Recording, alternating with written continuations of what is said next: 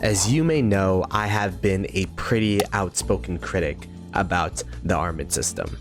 At its current state, honestly, it's trash. I don't think it benefits the game at all. It doesn't feel good to use or partake in, and it kind of feels like, in my honest opinion, that we are kind of forced to opt into it. At the end of the day, with its current state, there is still no chase, and it's all just chance. But with this face-to-face with the developers part 17 that was just released today, I think we're heading in a good direction here. It starts off with, hello, in the previous roundtable, we received a lot of feedback from you regarding the formation system. This roundtable I was fortunate enough to be part of, so it's interesting that they are actually directly responding to the feedback. The key points raised were as follows. Armament attributes are too random, making it hard to find the armaments I need. That is true. Special inscriptions are too hard to get. That was also true. It takes too long to get more inscriptions, and inscription shard chests often contain useless inscriptions for epic armaments. True. My armaments with special inscriptions still have useless attributes, even after 10 transmutations, and that is true as well. So they responded, as such, we have decided to optimize the process of acquiring and upgrading armaments. The current plan is as follows. Step 1. Add a guarantee mechanic. The armament and inscription you acquire will be recorded, and you will be guaranteed a rare/special inscription if you haven't got one in a while. I think this is pretty interesting because while it is still all random and you might not get the exact special inscription that you need, at least it's a goal to run towards where, for example, the Wheel of Fortune super random, but then we kind of have these breakpoints such as 10 spins, 25 spins, 45 spins, where it's like, okay, we'll spend that amount of gems, and we can guarantee that we'll at least get something interesting. With this, there is still a lot of randomness with the rare/special inscription. How good this will be really depends on how good the rare inscriptions are, 1, and 2, the amount of armaments or inscriptions that you'll need to open for this guarantee mechanic to take place. I think if it's often enough, then it could be really good, because yeah, getting special inscriptions is super tough. Like, you have to be spending daily and buying those gold chest bundles, Armor Maniacs I believe it's called, every single time it pops up to get a decent chance to get a special inscription. So yeah, it's pretty unreachable for most players. So point number 1 I think is pretty decent. It is a wait and see for sure to see the amount of inscriptions and armaments before the guarantee mechanic procs, what the rare inscriptions are going to be, because if there are bad rare inscriptions and we get those, then the guarantee mechanic loses value. For number 2, optimize the travel and dispatch system. You'll be able to select certain formations and earn armaments for those formations after completing a travel or dispatch. Oh, interesting. In both systems, we will increase the chance of obtaining armaments and reduce the chance of obtaining resources and speedups. Okay. Honestly, this is good. This is really good, because with the current travel and dispatch system, if I could go ahead and go to my farm account, if you do not remember, the travel is this one where you kind of just pick a commander and then you click the travel button, and there's nothing intuitive into it. It's just you click the button, oh, it's a trash armament, let's re-roll it, and then just you click it over and over and over again, and there's kind of no way to customize what kind of armaments you're getting. But according to this patch note here, you will be able to select a certain formation, which is going to be great. And it'll decrease the amount of times, because yeah, usually you just get a bunch of resources and all that kind of stuff. This is honestly kind of just a way to use your AP and a way to gain silver coins or potentially gold coins if you get a gold legendary armament. But yeah, I think making this system more streamlined and also increasing the amount of armaments you get is going to be a great way to improve this system. And yeah, same with here. If you go ahead and send out dispatches, there's no way to customize what kind of armaments you'll get back, and it'll just randomize. But if you're able to kind of choose, hey, I want wedge formation, or if I want arch formation, it'll definitely increase the amount of useful armaments you'll get. So that's a plus. Number 3, straight up, provide more sources for armaments. And this was one of my biggest gripes I've had with the armament system, is it feels like outside of that compass event, which is really bad in terms of value, there hasn't really been a good way for low spenders, F2Ps, medium spenders even, to get armaments. What I mean by this is, as I said, I'm not the biggest fan of the armament system, so buying bundles specifically for a system that I feel like is complete RNG and there is no merits or cost benefits for the amount of money that you spend. For example, if you buy Geared Up, especially with the new iconic equipment where you need more materials and you need more blueprints from crystal keys and all that kind of stuff, the main thing that these bundles gives are these formation chests, and the only thing that gives is a bunch of useless armaments and the chance, a 2% chance to get something decent.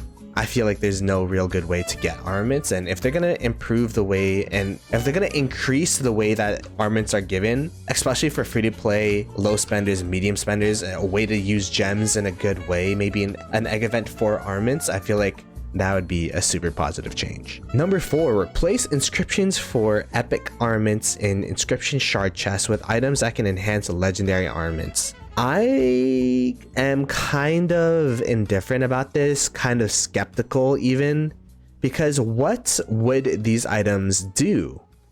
If you don't know, what they're referring to is you can get these chests in the courier station.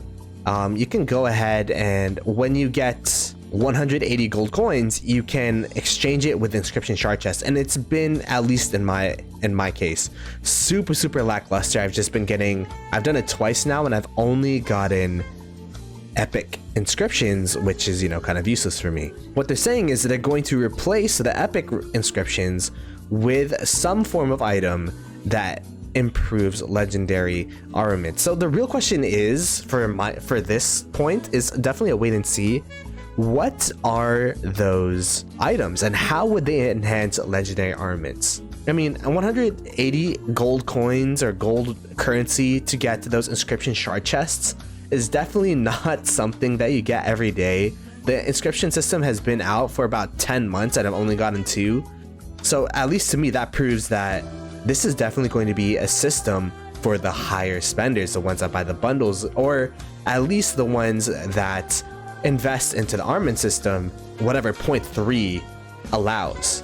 So we'll have to see what happens here, but I definitely think overall it'll just be something that'll help the higher spenders get more bang for their buck.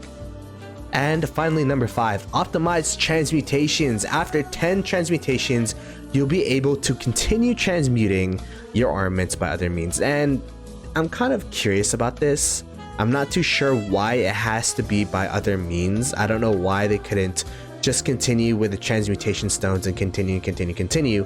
What that signals to me, at least, is that after 10 transmutations, it's going to be a lot more expensive to transmute your armaments, and there's probably going to be some special currency, maybe some bundle, some way to monetize it. Potentially 0.4, where it says an item that can enhance legendary armaments. Maybe it'll give you another way to re-roll your armaments through the transmutation system.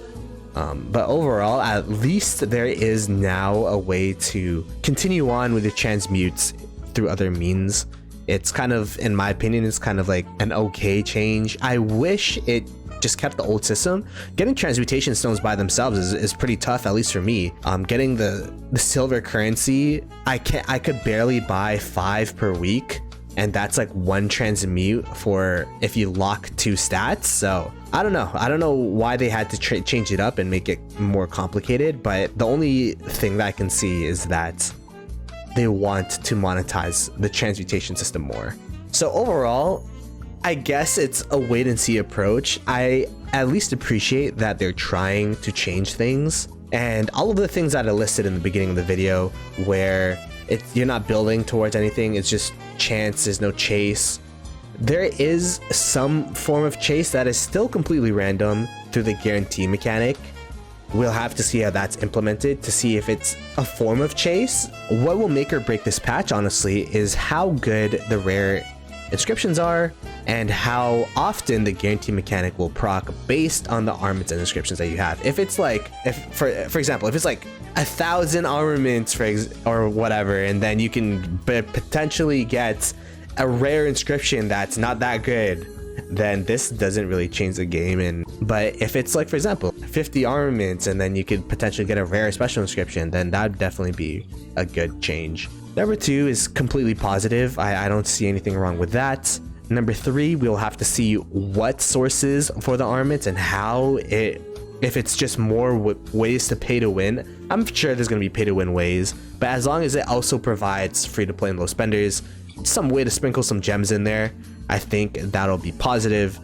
Number 4, it's definitely for the higher spenders, so it's a mute point for me. And number 5, slightly positive, because at least there is a chance to transmute your armaments that were super unlucky, but I think it'll probably be pretty expensive to transmute past 10. Finally, in terms of armaments, it did give a kind of rough timeline where it'll be released over the next 2 or 3 updates, so we'll have to see what happens there. And the new formations and rare inscriptions will be postponed to the end of February. The thing about the new formations and rare inscriptions is, specifically for the new formations, I'm not too sure if there's any need for them, but looks like they are still holding on to that for the end of February.